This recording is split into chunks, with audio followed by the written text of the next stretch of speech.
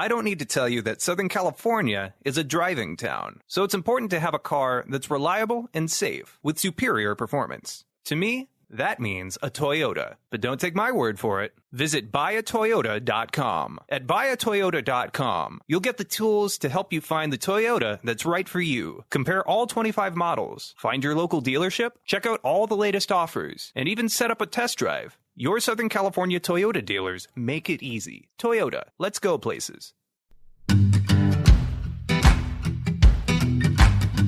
What is up, guys? I'm Dusty Grant, the host of the DG and Friends podcast. I'm excited to take this ride with you as I get to know interesting folks from all walks of life and pick their brains about their journey. I'd like to sincerely thank you for tuning in. DG and Friends starts now.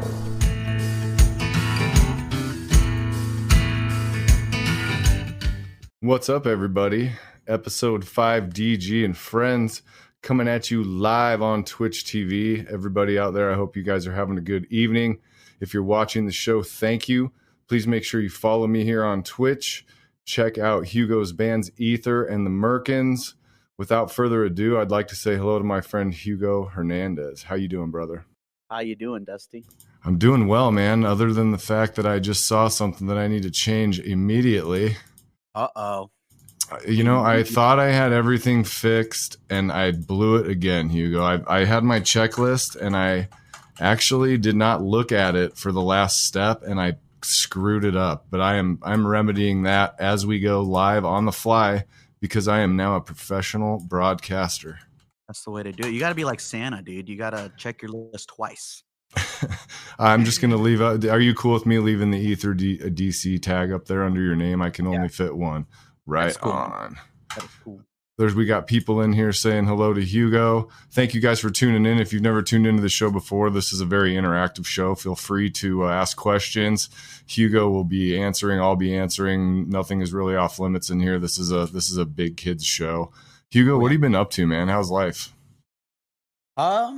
Just been staying busy, man. Between my two jobs and playing music, just been staying busy as I can be, So you're working two jobs and also playing in two bands at the moment, correct? Yeah, man. It's I'm just one of those people that just has to be doing something or I just go insane. So that's me all the way, dog. You strike me that way. I think you're the same as me. I find myself, people are like, I can't believe you want to do that all the time. I'm like, I want to do it. It's not like a hassle for me. Like, I look forward to it. I enjoy it. I enjoy the hustle. I enjoy the grind. And people are like, you're crazy. That posting and doing all that shit you're doing, man. That stuff is like, I'm like, I like doing it. It's part of the game. You gotta play the game. So I'm like, I'm cool with it, man. No, yeah. I mean, I totally agree. I mean, there's some people that like literally have like a lot of time on their hands. Like my lady, kind of. I'm not saying she has a lot of time on her hands, but like she's always like bored. And I'm just like, go learn like a instrument or go do a hobby. Go play softball. You like softball? Go do that. But it's just like, come on, man, find some shit to do. Yeah, when I see people talking about how bored they are, I'm just like, are you serious? How could you? I'm never bored. I wish I was freaking bored, man. I know I've said it before, but it's just like, I wish I had just a Sunday to just lay around. You know what I mean? I never have that, but I honestly think doing what we do at the level that we're at, I don't think you can afford to if you want to get anywhere. I think it has to be an obsession. And if you're not obsessed, you're going to fall out relatively quickly because it's rough. Right. Well, and then on top of that, it's like a stress reliever, for me anyways.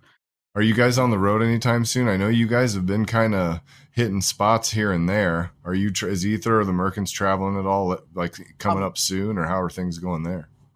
With the Merkins, not so much. We played our last show, which was a wedding, back in October. Mm-hmm. So it's been a while, and the Aether's just kind of been, here or there. We've been kind of doing more acoustic stuff lately, so things that are a little bit more lax. Not to mention A-Rod, our drummer, just he had a baby not too long ago, like a month ago. So we've just been kind of chillaxing. We've actually done some gigs without A-Rod. We have our good friend Davey, who plays in a band called Outside the Circle, who's been filling in here and there. So, but right now we've just been chill. we do have one gig coming up in January. So, You have other one than that, coming up in January. Do you guys have more recording to do? Are you guys writing at all, or how's that going? that is the focus right now is writing. I was literally before I got in here, I was riffing it up, dude. I was playing guitar like literally before, right after I got off of work. I went and got a coffee. I'm not a coffee drinker, and I got the freaking large coffee, and I'm like, that's a huge mistake, dude. I'm like really jittery. I'm kind of jittery right now, and I just like, dude, I need to do something. So I went and started playing guitar, and dude, I was riffing it up. I got something right now that's cooking up. So yeah, that's what we've been doing, man. It's just writing music. The other day we were jamming, and we got a couple songs in the works. Right now our goal is to hopefully have a new EP with Aether, by the way. Um, Hopefully in the spring sometime. So that's our That's goal right awesome. now. That's awesome. So you're a good guitar player. You're someone I always have admired your guitar skills. How much do you practice? Like in a regular week, like what would you say your practice regimen is like to keep your chops up? Because I always wonder, because sometimes I feel like I'm neglecting the instrument, but the fact of the matter is it just boils down to time for me. If I had time to sit down and learn a bunch of new scales and do all that, but like if I have an allotted amount of time, I'm like, okay, I have to rehearse. Okay, I have 40 minutes to write. And sometimes when you have it like that, it's hard to be creative because you're like cramming, and I feel like I'm always cramming it in. So like how much individual time are you spending on music aside from which I know you're hustling on promotion all the time because you're just like me in that regard. But like how much time do you spend practicing your instrument weekly? Nowadays, not as much as I used to when I first started out. When I first started playing, in middle school, dude, I would play for 4 to 6 hours a day, but that's back when you didn't have that many responsibilities. So Right. nowadays, it's usually in the summertime, when I'm off from school, from teaching and stuff. I'm spend a lot more time practicing then, not as much as I used to. So probably, man, during the summertime is when I really do. Probably when we were talking about practicing, it's not rehearsing. There's a difference between those two. Right. So it's more just by myself playing the guitar, scales, uh, riffs, practicing, my my Picking my picking techniques. pen and everything like that. Yeah. Yeah, yeah, yeah. And probably anywhere between 2 hours, maybe 3 times a week in the summers. And then usually when I'm on, in school in session, I maybe not as much, probably maybe like once a week for maybe an hour max. Yeah. That's how So it is for me. I sit down and it's stuff that I know that I could probably use the technical work on, but I don't do it because I'm like, okay, I have 1 hour to focus on my stuff today. With the way things are going, with what's going on at life, with what's going on at home, whatever you want to call it, I I only have an allotted amount of time. It's like, okay, I'm going to the studio in 3 weeks. I should be working on the song that I'm going to record. And then I gotcha. get and that's kind of where I'm at with it right now. Like I just finished recording, and I'm in a phase where I could be writing right now, but I'm not able to play as much as I would like to. And I've been focusing a lot of time on this because, quite honestly, it's going well, and I like to strike while the iron's hot. And I sometimes I feel like I make myself feel guilty for not sitting down and being like do do do do do, because I wish I could. I wish I could make time for all of it, but there's just not enough fucking time in the day, man. It just doesn't ever seem like I can do everything I want to do ever. Right. Right. No, I agree with that, man. That especially when it comes to being, DIY, Yeah, with everything that we do, like you don't yeah, like you said, we spend more time promoting the shows, we spend more time writing music, going to record it, and of course playing the damn shows. It's like, when can you practice? So I know I totally agree. And I honestly, and thank you for the compliment, but I really think I should be a lot better at the guitar by now. But there's a lot of things that I wish I could do. I wish I could like sweep pick, which I of don't. I can't. course, yeah. I wish I could. I don't know, like do some crazy tapping, Eddie Van Halen style, stuff like that. But man, it's just a matter of actually getting down to it and actually doing it. So Yeah, yeah, I took lessons for a while when I first started out, just because I wanted to get to where I could play some stuff and start writing my own tunes and kind of to get a start. and I was learning a Trivium song, and I think it was Villainy Thrives, and there's a solo in the middle of it that's like shred fest. I know which one you're talking about. And Yeah. I was working on that solo for probably 2-3 months, and I'm like, and I had a Tom Petty book sitting over there, and I'm like, you know what? chuck the Trivium book over in the corner, into the gray wide. I'm playing some riffs and chilling, drinking beers. I'm like, okay, that's a little bit more my speed, because I'm not a metal guitarist, man. I wish I could shred, but I don't need to shred, and I don't have the time to learn how to shred. I wish I could shred more. I don't think any guitar player, though, ever is like, oh yeah, I'm where I want to be. Right. If there is a serious guitar player you ever talk to, I've never heard a guitar player be like, yep, I think I'm good. I think I'm good enough. I agree. I've never heard that. But, I like the change of pace too, like you were talking about, sometimes you just want to mellow things out. Like that's why we do acoustic shows too. Like, yeah, we're a full band, but sometimes Lando and I will just go play, an acoustic show wherever, and usually when we do the acoustic stuff, it's mostly covers, because we don't have acoustic. Well, we do. We have some acoustic renditions of our songs, but like for the most part, we're just like, we just have a good time. We do our own renditions of everyone's favorite songs, and it's always a good time. So it's a nice change of pace. The electric thing, it completely eludes me these days, because I can't devote any time to it, because when I have time, I need to be working on my stuff.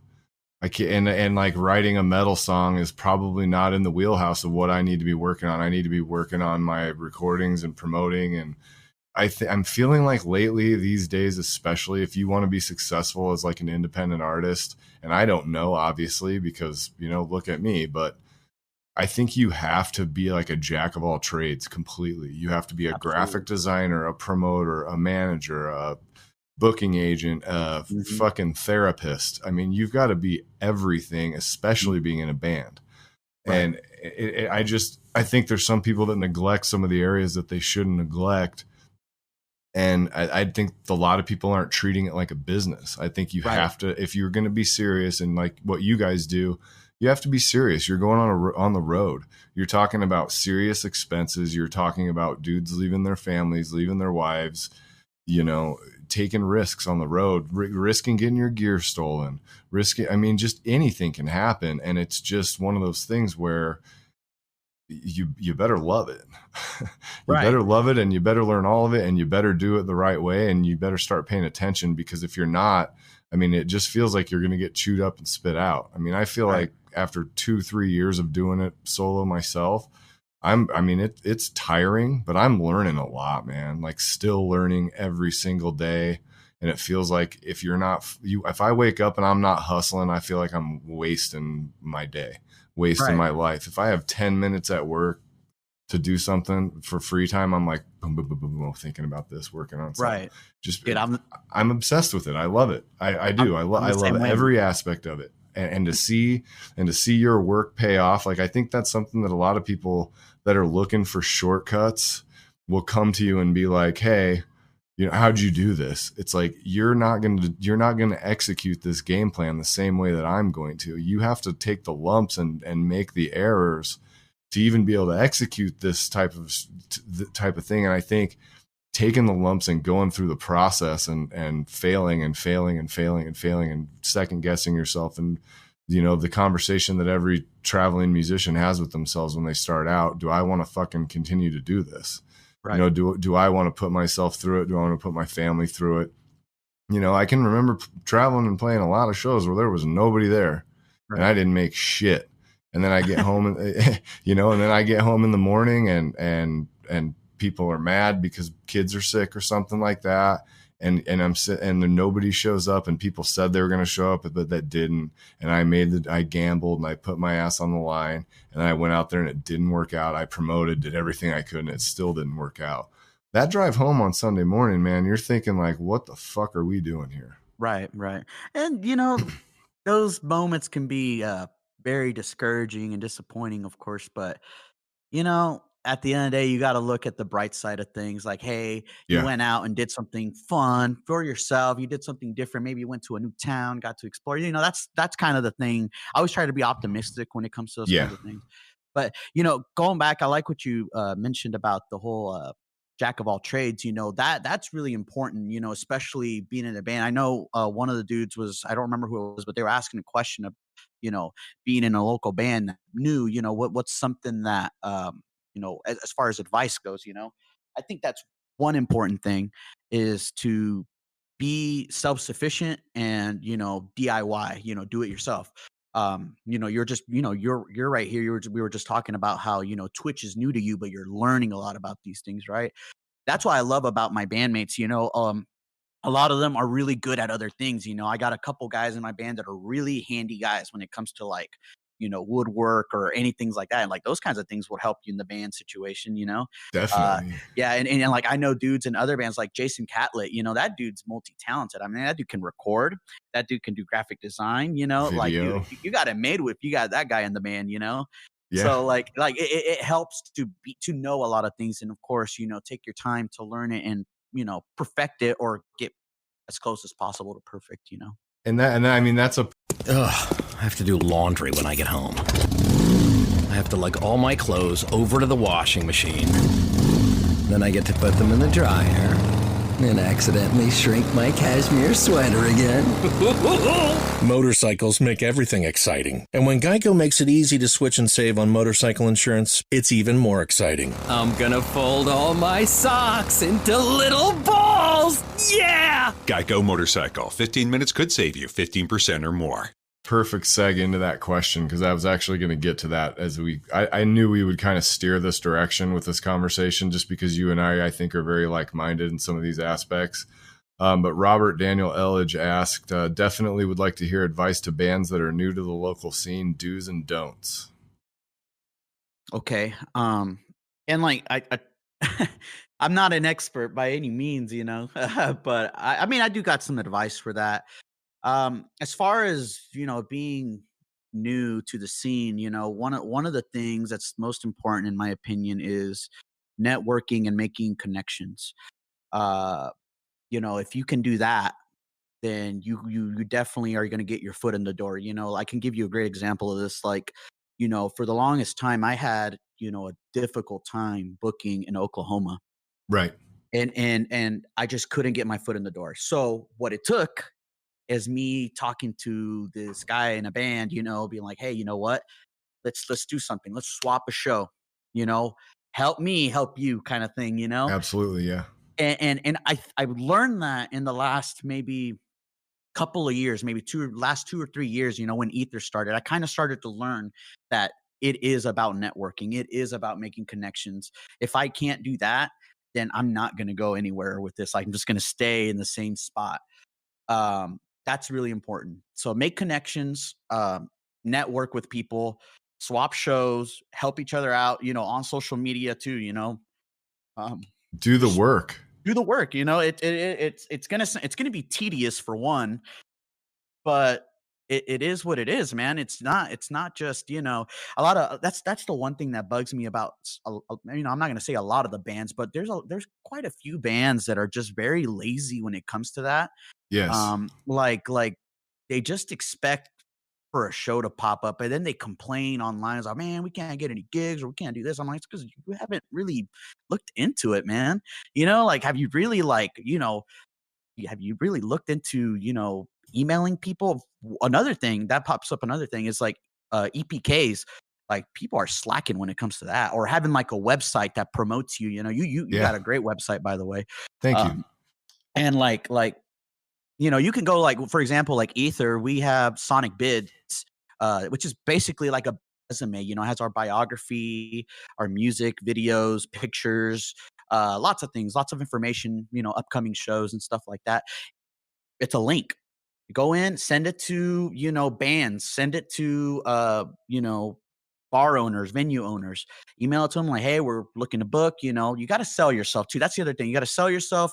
You got to promote yourself. You got to, dude, there's no shame in that, like, Yeah. And I think a lot of artists are ashamed of that in a way. Sometimes it's like, well, I don't want to be jerking myself off here and, take pictures of you know what, man, you think I feel cool taking artist photos and stuff, like professional looking photos. But when you say, think about it from the standpoint of a business owner. Mhm. You know, if I own a business and my family's bread is buttered on the success of my bar, and you send me a press kit that looks like shit, why, especially if you're not from town? I mean, in town is a different story, but if you're not from town and you send me something that looks like shit, I know you don't have an audience here. And now I'm supposed to give you an opportunity based on this. Right. Maybe you shouldn't be so mad at them for not booking you. Maybe you should be thinking, why wouldn't they book me? Because I think sometimes they won't book you the first time, but they want to see if they want to test your mettle. And I can't blame them. They're taking a chance on you too. Right. You know, now if you're going down there for a crappy deal, that's a different story. But you know what? When you're starting out, you got to take some deals that you think are crappy. I mean, my first, I would say 75% of my first shows were not great shows, paying or turnout wise. You got to be willing to play some empty bars, take some chances, and you got to go out there and get them one by one. And if you're not willing to do that and you don't have the dedication to hang in and do that, you're never, I just don't think you're ever going to have a chance. You got to be professional and you got to keep your fucking head down and you got to keep grinding. And I think that's all you can do. Right. And you know, that brings up another good point, you know, is the investment in the band. You know, man, too many bands out there have, and you know, it could be multiple things like, you know, graphic designs, you know, for flyers that are just don't look great. Right. To your recordings, you know, they're very, you know, I get doing recordings by, you know, for yourself, or, you know, hey, we can record it and save, you know, $500, $600. I'm like, okay, I can do that, but are you going to make it sound good? Because once you have that recording and it doesn't sound good, no one's going to want to book you, man. It's got to sound good, man. Like, maybe take chances into getting someone that actually knows what they're doing and pay the money. You know, it's like, you know, what the old saying, you got to put in money to get money, you know, or whatever it is, you know, spend money to make money. Yeah, exactly. There you go. And that goes along with other things, you know, like music videos. Like, man, people want to see something that, you know, really shows, like Aether for the, you know, we just recorded a music video with visual voice artistry out of Hutchinson, which, by the way, I highly recommend to everyone. And I was like pretty stoked on that because I was like, dude, this is what we need. We need a music video to push us. And it did. You know, we got a lot of new followers because of that. And that helps. It makes a huge difference. Yeah. And, you know, a lot of it, you know, we just recently, you know, we put a lot of money towards a lighting rig, you know, for production for live shows. You know, a lot of that has to do with it, you know, you know, and it's not we're not here trying to, like, you know, think that our fucking shit don't stink, but, like, dude, it's just part of the show. People like looking at that kind of stuff and seeing that kind of stuff. So I want to see it. I mean, you know, you can look at it a lot of different ways. You can look at it as a business owner trying to book you, and you can also look at it as a fan. You know, think about your favorite bands that you discovered somehow through social media or through YouTube or through something like that. Think about those bands and what drew you to them. Mm-hmm. Did they have a crappy sound in recording? I mean, and when I'm saying crappy, I am not shitting on people doing the DIY approach and learning and demoing and doing all that stuff. But once you get to a certain point, the production quality, see, someone saying makes an ugly product look beautiful. It can also make a beautiful thing look amazing. Right. Yeah, there's a lot of people that are, you know, agreeing on the same page with this, but like you have to think of how you would appeal to you. You know, what would I want to see? Would I think this is a genuine effort from this artist? You know, this guy's serving me an ad on Facebook. Why should I give him 10 seconds of my scroll time to check out his? You better fucking grab them when they look. You know what I mean? If you get the eyeball on you, it better be quality, or there's 50,000 other artists that have better looking stuff than you that are gonna get you. You know what I mean? And that's it. You're competing every day, every minute of every, and if you're a musician, it's not about it's definitely about competition, but you have to work together with other musicians and network, like you said, but it is a competition versus yourself to push yourself to make the best looking sounding content you can with what you can afford. Right. And that's what you mentioned about the competition thing, you know, competition with yourself. You know, don't look at it as competition with other people. Because I Definitely. think for the longest time, you know, I've been doing music in Southwest Kansas, playing music in Southwest Kansas, and you know, in other parts of Kansas as well for the last decade. And I've seen a huge difference just in the last like few years, man, of how well people are getting along. It's not like a competition between them, like it is, but it's not. Like we're still supporting each other. We're sharing each other's shit. We're fucking, you Yeah. know, yeah, like and I love that. You know, back then it used to not be like that. When we first started, man, it's just like, hey, me. Like it's just that. And I hated that, you know, and I would tell my bandmates, like, hey, you know, like let's share this, you know, like that coming down to the networking thing, like let's help Yeah. each other out because we sometimes you just can't do things on your own. You know, you got to help each other out. Well, something I always say is, you know, cross-pollination. We cross-pollinate each other's fan base. I mean, look at all the things that have branched out from you and I knowing each other. You know, Right. I wouldn't be doing this show right now was it not for seeing how you guys did your show and you inviting me on the show. Right. And seeing like you guys having that idea to do that was such a good marketing idea. And I remember hitting you up before we did the Sprout and Dusty show and all that. And it was like, you know, are you going to be cool with me doing this? I don't want to steal your idea, you know, because at the end of the day, none of us is coming up with any ideas that nobody else has thought of. It's just the execution and how is it going to work? Right. You know, and the networking is why I'm sitting here talking to you right now, you know, and our bands have played, you know, I've played with your band and I'm an acoustic artist. And, you know, a lot of times you guys are playing full electric and like people are saying in here, we're a family. And I feel like we do have a very good community of artists in this area now where everybody just understands maybe that a rising tide does raise all ships. I mean, if the quality of the entertainment improves, the pay for the entertainment should improve as well. If we show that we're putting our asses on the line to put out quality content, then the venues are going to in turn do the same thing. Hey, what's up? I got a new follower. Right. All right. Yeah. But I mean, if we do that, then they'll do it for us. You know, I believe that. I believe you will get out of it what you put into it. If you put it into it with your heart and you have a genuinely kind heart about everything that you're doing, that doesn't mean you have to be soft. I mean, I tell people no all the time. I tell people to fuck off all the time. But at the same time, if you're trying and you're making a legitimate effort and you're trying to improve and grow, who am I to shit on what you're doing? It's not my place to shit on anybody else's art. And I think it takes a little bit of maturity. You know, you have experience.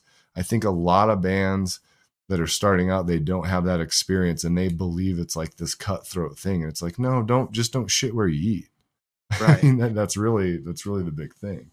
And you know, you got to understand the market side of things.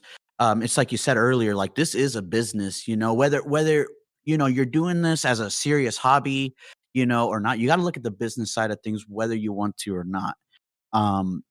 And you know, that goes back to all those things we talked about.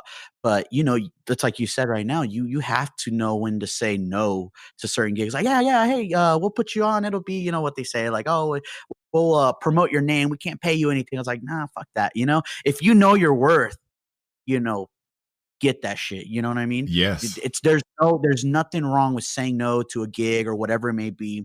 And you know, you can't have people milk you in that way. And you know, I kind of had an issue with I don't know if Lando's listening or not, but I don't mean to talk shit in any way, but like Lando, for example, for a while, you know, our vocalist in Aether, he felt a little discouraged, you know, being in the band and not making a lot of money, you know, and I you know, when we first had him, when I first met Lando in my other band, Guns on Mars, like, you know, I told him like, hey man, we're in a market where, dude, we're not going to get paid a lot. We're going to try to push for it, but we're not going to get paid a lot. Like, you're not going to get money for yourself. As an original artist? Fuck no. No way. And I tried to, you know, and he understood that, you know, at first, but then, you know, he also, being a very talented musician, you know, he played in Mexican bands. If you know anything about Mexican bands, those guys fucking make money, dude. Oh yeah, definitely. Dude, people for even local Mexican bands, I know. You forget. I'm married to a Latina. Oh, that's right. I've been to a lot of quinceañeras, dude, and those dudes are balling out. I'm like, what are these dudes doing that I'm not doing? Oh, I have a cousin that plays in a band out of Chihuahua, Mexico, and dude, they came down to Dodge one time, right? And they played a show, and he's like, "Hey, I'm in town." I was like, it blew my mind because I hadn't seen that dude for years. I was like, "Okay, I'm coming over, dude." And they had a tour bus, they had a big old trailer, and they had this whole production and everything. And this is when I first started getting into music, and I go like, dude, like, how much does all this cost? Like, how much do you guys make? He's like, oh, he said it all nonchalant, like, oh, we're making. I'm like, $12,000 on this shit? Wow. Are you kidding me? He's like, well, yeah, they got to pay for the hotel and all. I'm like, it's like that meme. It's like, you guys are getting paid. And I was just like, dude, I'm like, how the hell? He's like, well, this kind of music. That's when I got the idea. Like, this kind of music pays, man. Like, and then not to mention, with the Hispanic community, like when there's weddings and quinceañeras and things like that, they all pull the money together so they can get that shit. Oh, dude, that freaking party was packed to the max. There had to be like at least 400, 500 people that night. Oh yeah, I went to one. Before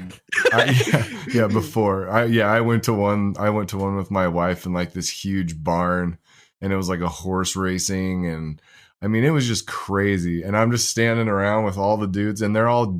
I mean, I was dressed up for me. Like it was my nice metal shirt. I wore my nice metal shirt instead of my shitty one, black jeans and boots and what I normally wear. And like, there's dudes there with the boots that are like the pointy ass boots and the huge belt buckle and hats. And I'm like, oh man, I was talking to my wife about it. I'm like, hey, you kind of sold me out here. Like I I should have got myself some dope ass shit, like a pearl snap and a hat and been like, what's up? If I think that if my mom would have stayed with my biological father, I probably wouldn't be here right now. I'd probably be one of those hat wearing pointy boots, like literally going out with lights around my belt and shit. I've befriended a lot of those dudes now. Who are you texting? My therapist. You text with your therapist? Text, video chat, call. Yep. That sounds too easy. How did you find her? I just went to betterhelp.com/save. She's a licensed therapist and it's all online. I connect when it's convenient for me and don't waste time driving anywhere. Plus, it's affordable. I wonder if I should try it. It's great to talk to someone in confidence. She's helped me sort out quite a few things. And right now you save 10% off the first month when you go through betterhelp.com/save. Betterhelp.com/save. Got it. The holidays are bustling with activity. Handle it all with Happy Honda Days. Bringing skis to the cabin? The Honda CR-V and HR-V make it easy. Take on the season with financing as low as 0.9% APR on the 2020 CR-V and as low as 1.9% APR on the 2021 HR-V on select models for well-qualified buyers. Find your perfect ride at your Hampton Roads Honda dealer today. See dealer for financing details. We go to parties, we always see each other at the same parties, and I'm like, what's up, guys? And we all speak the same language when we crack the beers, I like some of those guys have become my friends. But Cody Cundiff asked a really good question. What do you not like about a venue or promoter? How can we help more? What do I like and not like? One thing that I do appreciate about some venue owners, bar owners, whatever, is that they come up to you and say hi, like, hey, thanks for being here, like welcoming, I do appreciate that. There's times where we get there, like, we have no idea who the hell put this show on. You know what I mean? It's kind of, again, goes back to the networking thing. Like, we're trying to make a connection here, like, so that next time we can talk to each other and make it happen again. If you dug what we did, that's a huge thing. Communication. I think, oh man, this is hit or miss with a lot of bars or bar owners or venue owners. Is I think I know sometimes you can't do a guarantee with money, but I think there's little things that you can do. Some places have been good about offering like drink tickets. On top of the whole door charge split. But drink tickets, maybe a meal if they serve food. Things like that. Little things like that would be more, because again, in the market of rock and roll, And when I say rock and roll, I'm talking about every subgenre that goes with that, you know. Right. In the market of that kind of music, we're not making much. We're literally No. getting by. We're breaking even, if that is basically what I'm trying to say. Like, we get our gas money and we can make it back with the money you gave us. Like, come on, give us a meal. I've had places that even offered us to like get a hotel or a motel for cheap, you know. And like, I appreciate those little things, you know. So yeah, little things like that, I would say. That would When be, when you're on the road, like when you're on the road, I guess there's like I look at it two different ways from my perspective. Like, what promoters in town can do to help me successfully put on a show somewhere, or Right. or venues in town, what they can do to successfully put on a show somewhere if they're willing to do that. But when I go on the road and like I play and I've been traveling, even if it's a day or two, like just going in somewhere, when you, like, for me, the weirdest thing is when I go on the road, sometimes I'm in solitude the whole time. Mhm. I might go somewhere and not even know anybody, and there might not be shit there and I play a set in front of the bartender and the couple people working there, and like they don't even say hi to me or anything, and then I'm just like, wow, you know, like I kind of fucking just left me twisting. And then you go someplace and like you get there and they can tell that you've been on the road, and they're like, hey, can we get you guys a coffee or anything? Here's a couple warm towels. Right. I mean, that doesn't cost you a damn thing. Right. But it's like, I think venues sometimes have to know that like a little bit of coddling goes a long way with an artist. Oh, yeah. And you're probably going to get a better performance out of that artist as well. And I'm advocating for artists, but like if I go places and I feel like I'm welcome there and they're going to give me their best effort to they did what they could to bring people. I did what I could to bring people. Mm-hmm. We've all, as a collective effort, put our minds together to do the best we can on the show. And I feel everybody's as invested as I am in the show and the performance.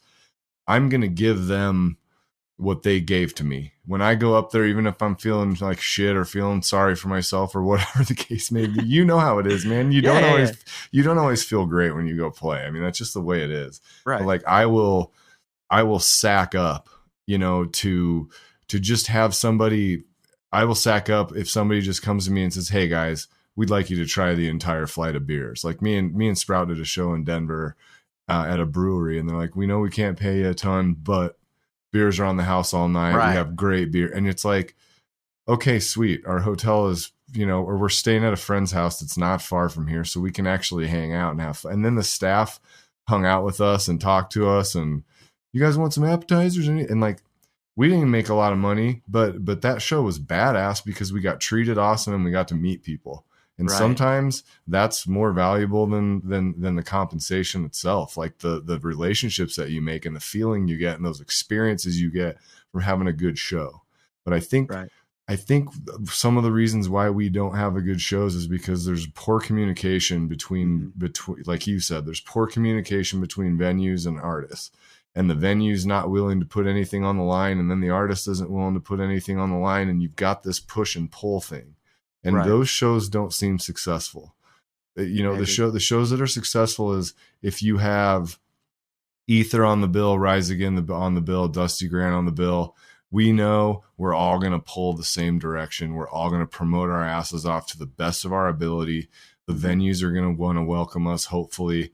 And at that point, it's out of your hands. If you've done everything you think you could do, and the venue and everybody's done everything they think they can do, then the show is the show, and whatever happens, everyone will be happy because everyone knows that they didn't leave anything on the table.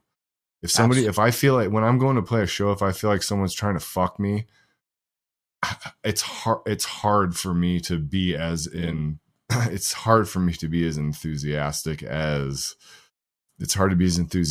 I might be if I was getting treated better, right? No, yeah.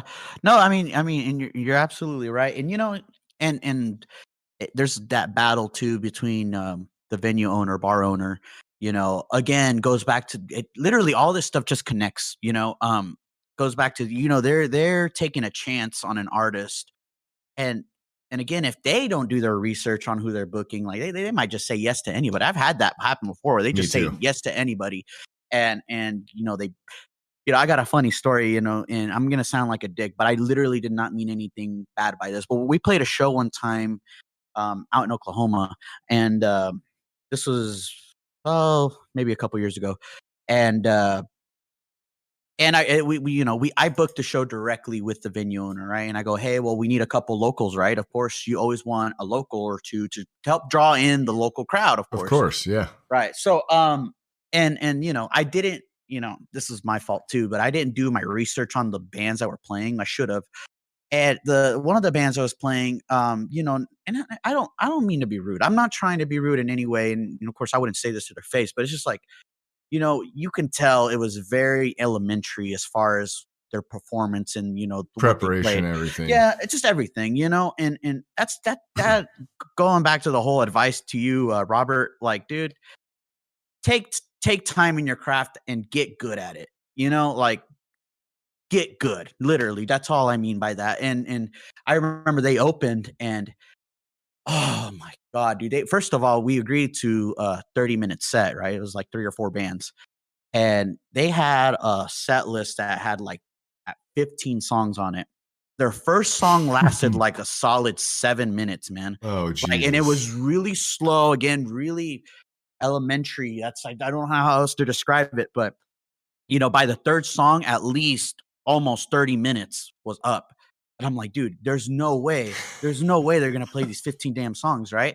And I remember seeing the people in the crowd, like, dude, the crowd was mortified. Dying. Yeah, dude, they were dead. And A-Rod is like, dude, I don't know if I can take this anymore. And I go, dude, hold on. I went up, and I felt bad, but I still did it. I went up and I told the guy, hey, you got one more song, dude. I like pretended to be like the guy that put on the show, which, technically speaking, I helped start it. So yeah. I went over there and I just told him, hey man, you got one more song. He goes, what? It's like, yeah, dude, one more song, 30 minutes. He goes, well, he's like, well, I guess we still got all these songs. We're like, 30 minutes, man. That's what we agreed to. Played one more song and they were off, dude.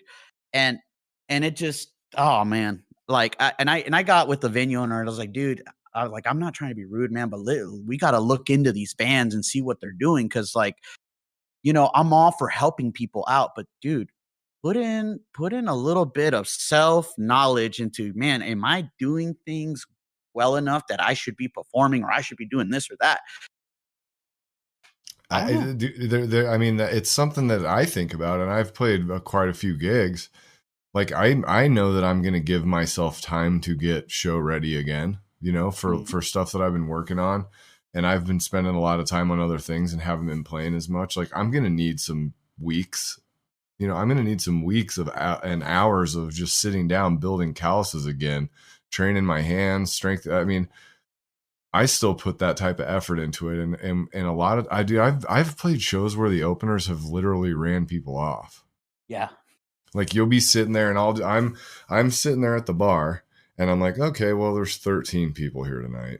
And I'm in Boonfuck, Oklahoma, or wherever I am, and I'm looking out, and I'm like, well, at least there's 13 people here. And the guy starts playing, and I'm like, now there's 11, 9. Okay, now we're down to 7 people, and it's like, and those people are going to be shit faced by the time they see me. I'm not sure if that's a good thing or a bad thing, but I've seen people run people off, and the one thing I can tell you, especially if you're starting out, is word travels fast between bands. Oh yeah. If there's bands that are out there hustling and they're all working together, then it's like, we're going to talk to each other, and if you put together a bad situation or a bad reputation, people are going to talk, and they're not going to book you, and they're not going to want to put you on stuff. They're not going to want to work with you. And I think they take that personally, but I take it personally because if I bust my ass an hour a night and I miss out on time with my kids to prepare for a show, I expect the people I'm playing with to put in the same level of effort, or I don't want to play with them. That's it. Right. It's not me hating them. It's that they can put in as much effort as they want, but if we're supposed to be on the same level, you got to do the same amount of work too, It's all out of respect though, like, it is.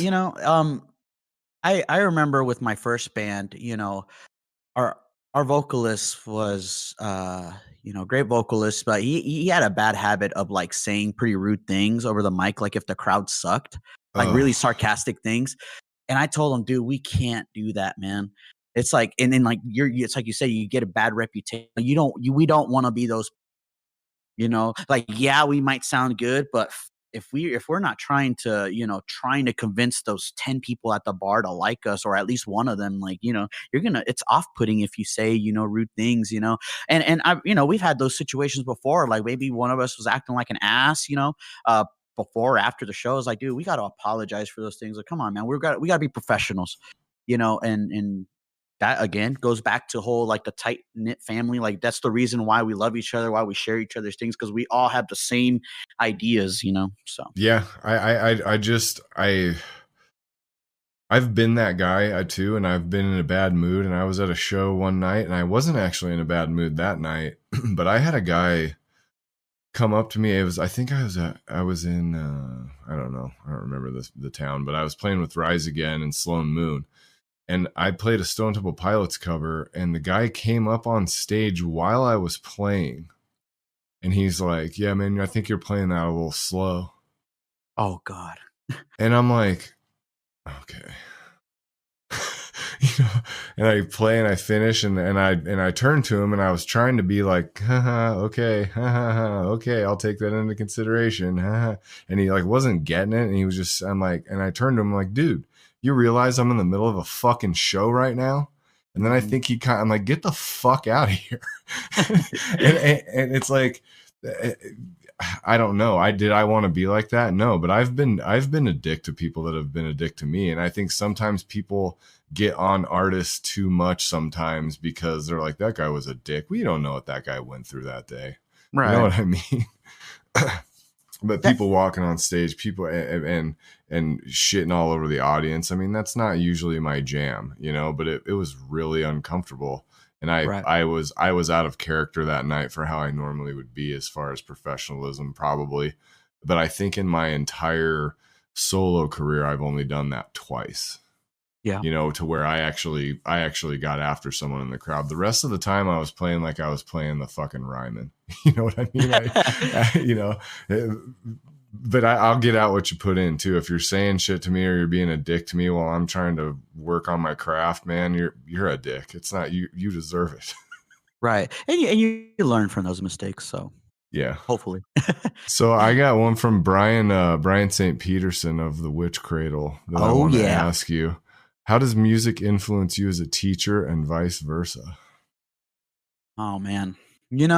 I was thinking about that question because I know you put that post out about the questions, there were a lot of good questions on there.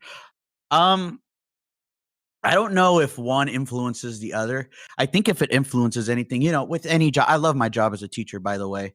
I love going to my job every day. But of course, like any job, there's stress, Definitely. There's just some good days and bad days, and I think that influences, the other side of the music, where I'm going to go play some music because it relaxes me, so I guess it influences that in that sense.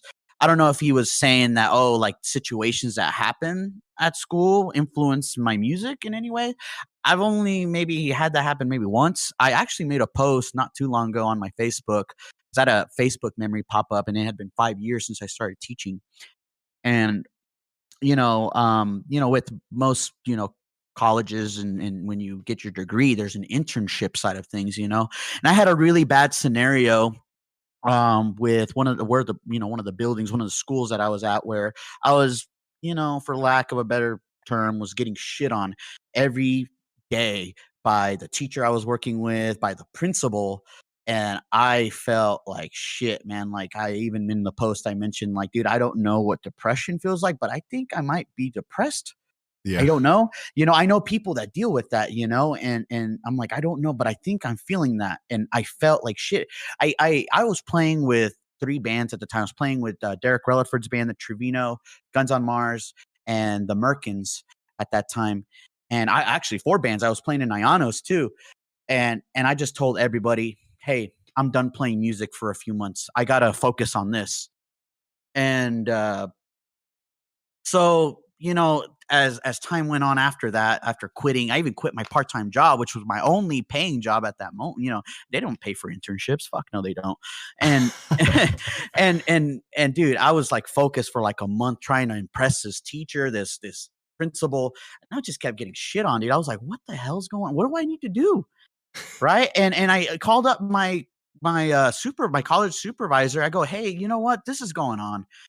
And she goes, well, you know what? You're not the only one. This has happened to like a few other students in the last few years. I'm like, okay, well, I'm not feeling good. Like yesterday, I just literally just slept all day and did not want to prepare for anything.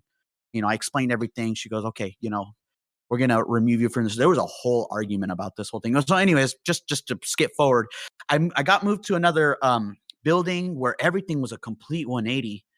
The people in this other building were completely different, just in the sense of respect, love, and teaching me. I'm a student teacher. You're Right. supposed to teach me. I'm not supposed to know everything. Yes. I'm there to learn. And that's how it was. And I ended up. It's funny because that building, after I graduated from school, they offered me a job. And I was like, dude, this was meant to be. You know what I mean? So, and I wrote a song about that situation. And it's one of my first bands, Guns on Mars. I told the guys, they let me vent, and I told them like, hey, I got this song that reflects the situation, and boom. So, Brian, that's my explanation to you. That's literally both sides of it. So I don't know if that answers your question or not. Well, I find something that's influencing me and in a similar way is parenting. Yeah. I'm learning a lot about myself through parenting and the things that you just think about the things you say completely differently when you're like, that's not the message I want that kid to Right. And you just know they're so influential, the words that you're speaking and the things that kid's absorbing during that time. So I've been really introspective about that kind of stuff. And I've been thinking about the things that my dad told me and like instilled in me when I was younger, and my relationship with my parents and all this type of stuff. And so then I listened to like Cats in the Cradle, or I listened to Nothing More's Fade In, Fade Out. And I just lose my shit. I'm emotional. I start thinking about my relationship with my sons and my daughters. And I think about my relationship with my dad. And when I start thinking about that stuff, I'm like, oh my God. So, I mean, I imagine you have relationships like that with your students every quarter, every semester. You see these kids grow, and like, I cannot even imagine. I spent a little bit of time coaching football, but teaching is a whole different level. People need to understand that there's, dealing with anybody, but starting with children, it has one, optimism is very, very important. Two, your tone of voice has a lot to do with it, and the words you use. Okay, those three things. If you can, not perfect it, but get really good at those three things, dude, the world would be so much better, man. We don't have that nowadays. I don't. And social media brings that out from everybody. Social media, man, it's such a weird thing because I've met and made so many connections that have been beneficial and enhanced my life in a positive way. It has its pros and cons. To where it's like, yeah. And then there's other days where I'm like, this is just completely evil. We should just get off this shit. And that's why I've been making the moves I've been making to get away, because I feel like a lot of the stuffy people are on Facebook. and I mean, but the unfortunate thing is a lot of my close friends that I'd actually want to network with and see their pictures of their family and their accomplishments and everything that's going on in their life, they're on Facebook, but they're not on those other platforms. So I have to be on all these different platforms spread so thin. I don't think people understand, like, do you feel sometimes like social media is like almost a burden for you, like to keep up with it all the time? Because I feel that a lot. I feel like social media pressure some days.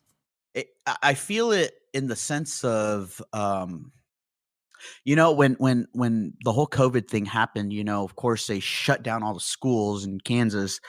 And so, of course, I'm going to go a few months without actually physically going to school. So I had a lot of time on my hands, And I remember, like, I got to posting more stuff, like more, not personal stuff, but just stuff that I wouldn't share regularly. And I'm like, this isn't me.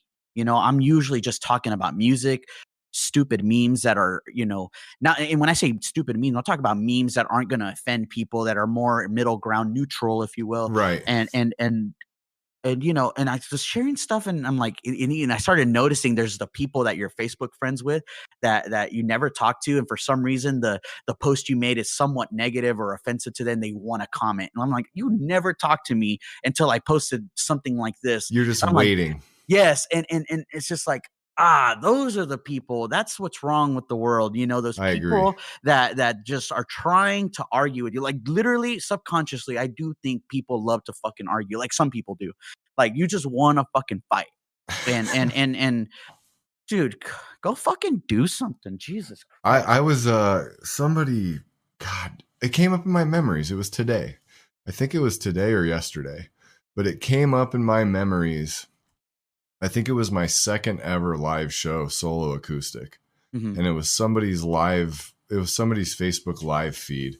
And I was playing a set, and some fucking guy commented the other girl was better or something like that.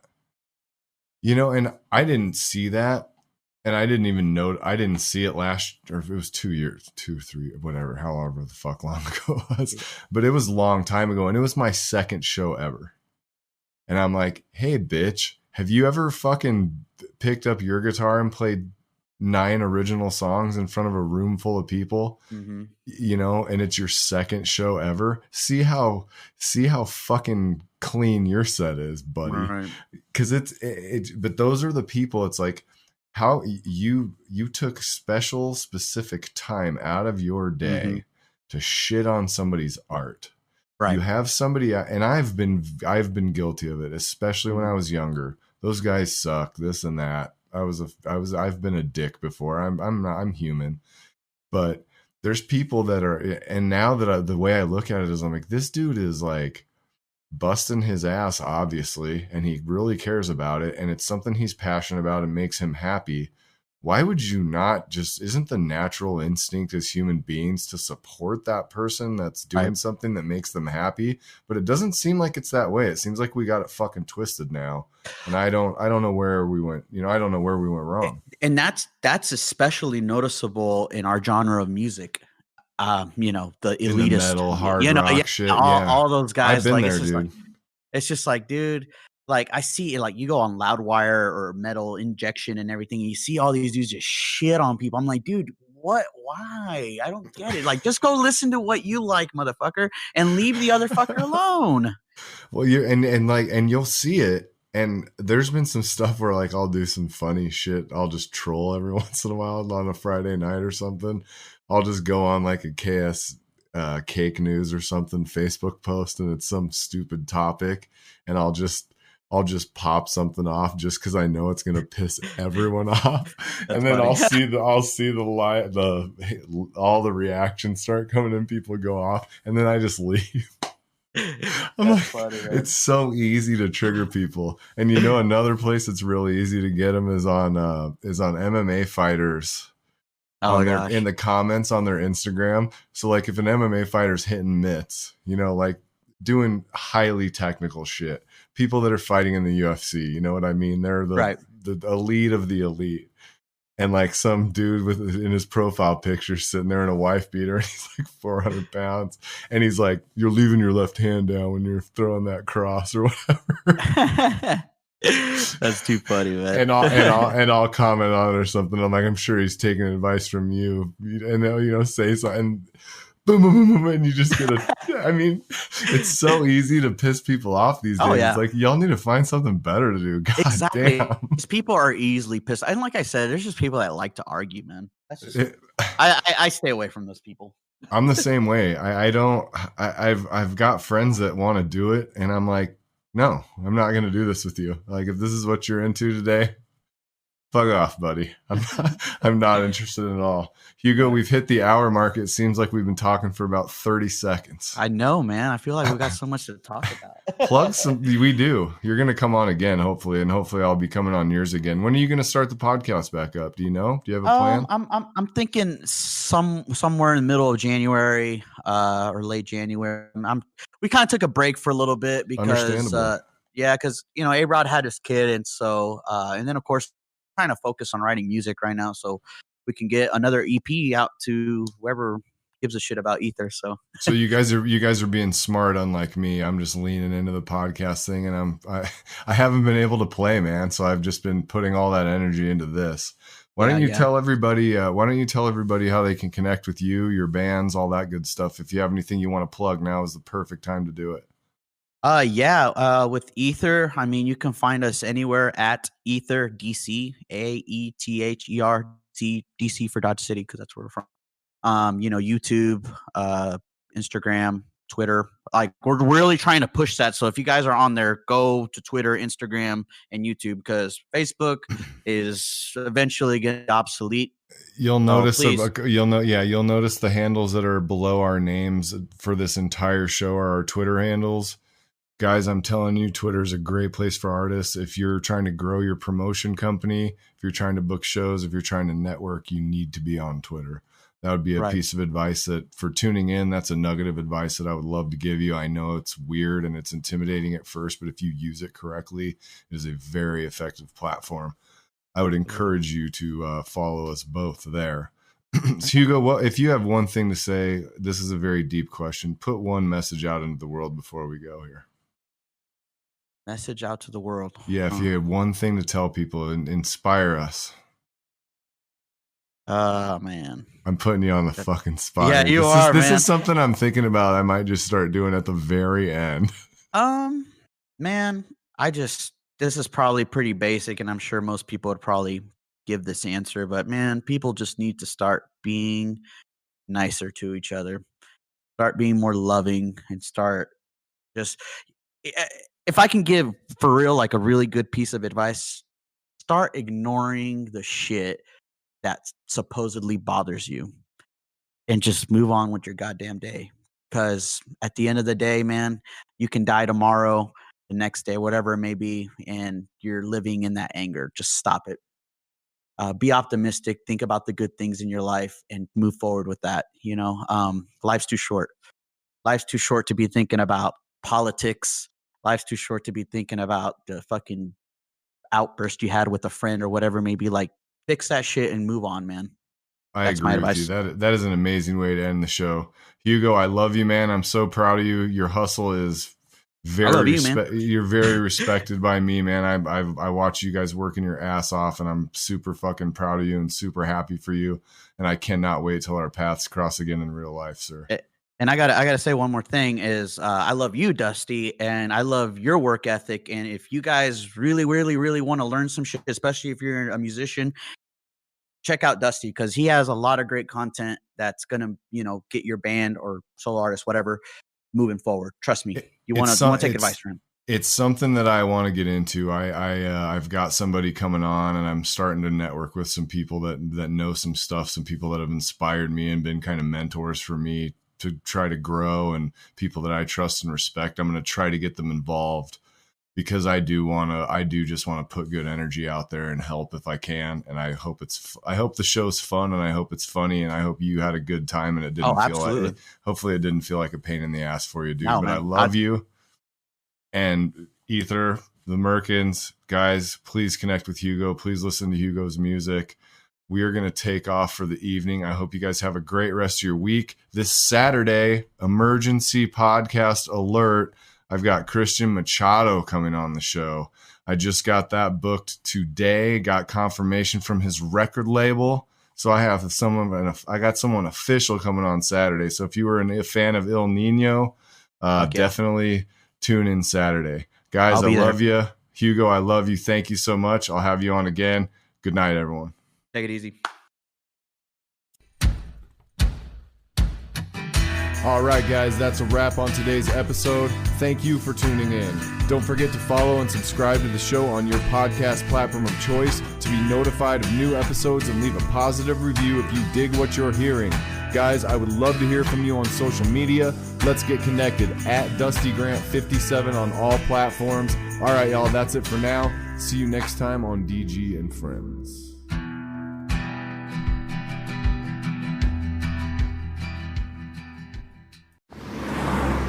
Hey. Hey. Coffee? Abstaining. Hungry? Maybe. Movie? Seen it. Fast Play? What's Fast Play? The new game from the Connecticut Lottery with a growing jackpot. Growing jackpot. Big. It's easy? The easiest. And fast? Super fast. Quick like a bunny? Yep. Formula One fast? Faster. 5G speed? Wrong ad. Fast Play from the Connecticut Lottery. Play fast. Win big. Use your game sense. Odds vary by and during games. Must be 18 or older to purchase. ctlottery.org. Still using a manual razor? Join the facial hair revolution with the Philips Norelco One Blade. This innovative tool lets you trim, edge, and shave your beard or stubble with ease. One Blade, your style, made simple. Available in Walmart.